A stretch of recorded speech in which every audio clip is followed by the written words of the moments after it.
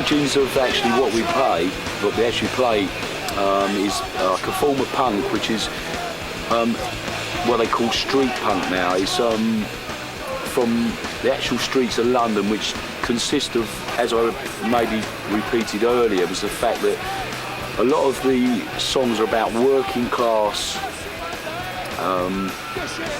problems that we have actually growing up, getting jobs or not having jobs, which is more to the question, which is probably one of the big misconceptions about working class people, is that working class people don't generally have jobs, and the problems that presents is dealt with a certain way, and the way that is dealt with breeds the character of that person. So that person is working class with that character, and he deals with life as it comes, you know, and there's certain things they do and behave in certain ways, and that's working class. We want the truth! We want the truth! We want the truth! We want the truth!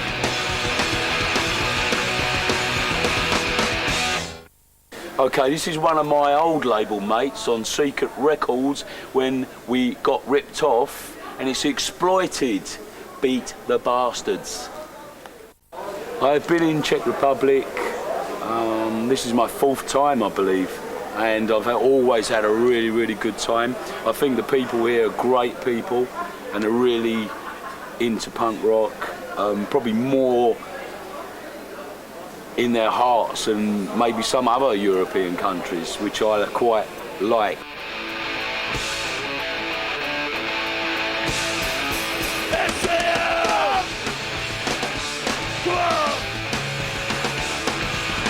Actually, the great thing about Czech Republic, the prices of beer is correct as far as I'm concerned, because a lot of European countries are very, very expensive for beer, and I do believe Czech Republic will be joining the European states in June, is it?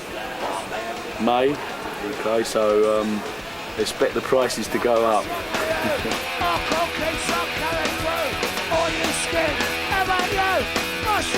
I guess I'm all travelled out at the moment, and so if I didn't travel again in my life, I don't think that would bother me, because I've pretty much seen everything and everywhere in the world. So I actually get paid for travelling, and I get paid for waiting, and I play the guitar in the band for free. That's what I do for free, but I get paid for waiting and travelling. So yeah, that's not a bad deal, is it?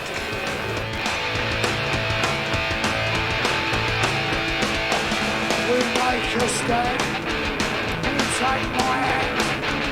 We make a stand, we take my hand. I'll stand here, we'll stand firm. I'll stand here, we'll stand firm.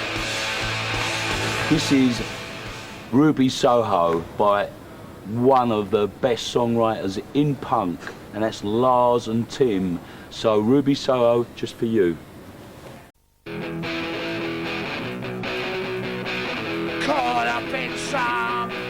The concept of soccer in England is the fact that it's a religion in England. Kids are brought up from a very early age to like a certain football team, and consequently it's part of our national character to like football, and I believe that is the same thing in many countries in Europe and South America. That's the way life is, you know, so consequently there is no reason why we shouldn't really actually take that a step further and basically write about it, because it is a big part of our life in London, yes.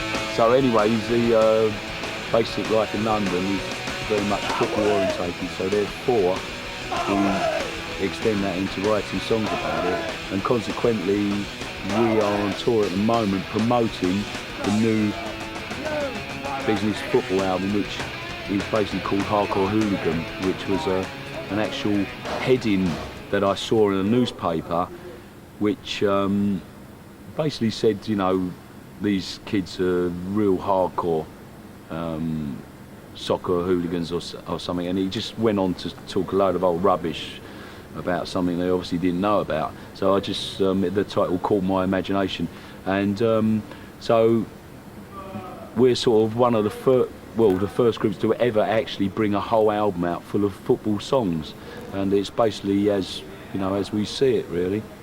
And so consequently we're on tour at the moment promoting that album, which is on Burning Heart Records.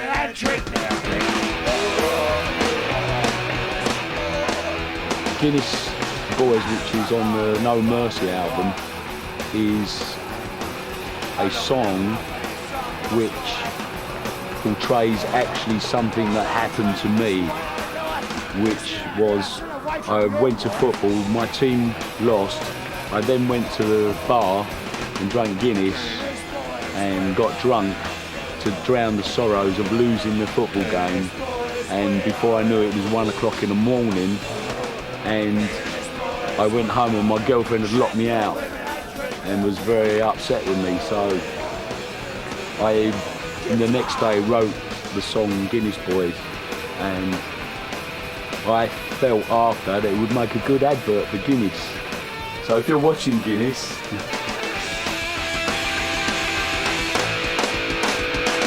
a film company called DreamWorks in America, which is owned by Steven Spielberg, and he is bringing out a film called Euro Trip, and in that film he features the song Guinness Boys, and consequently there's a very strong chance that Guinness might be doing that as an advert now because of that film.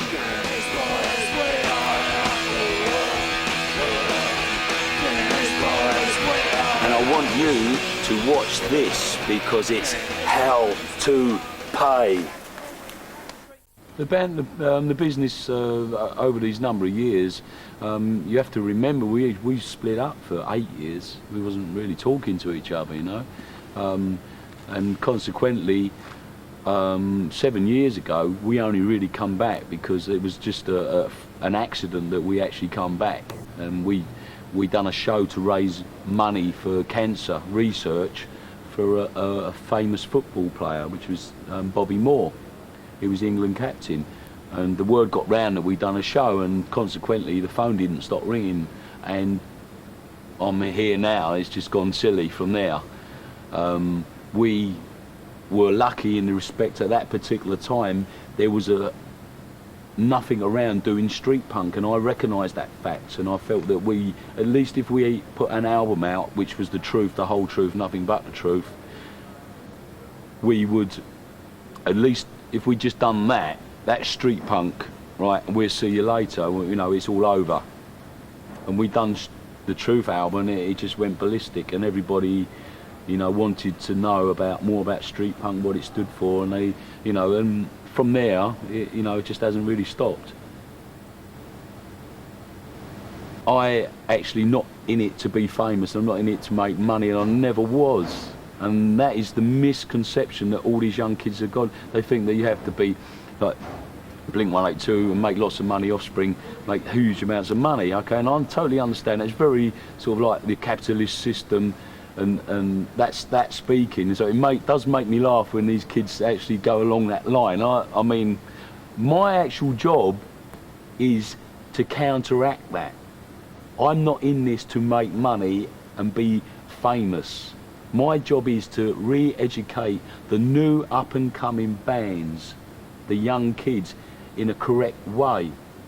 That's my job, okay? And if I die next year, I know full well that there's 50 bands out there that are going to be singing about working class principles, and then we'll take that on to the next stage.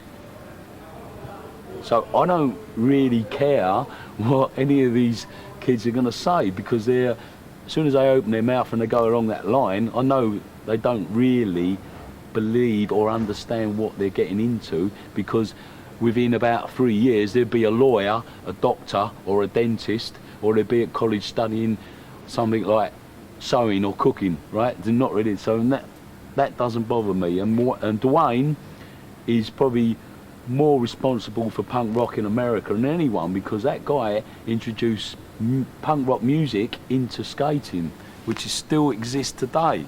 Okay, you know, and that's his way of making sure that punk rock stays in it, and that's his job. He's done his job.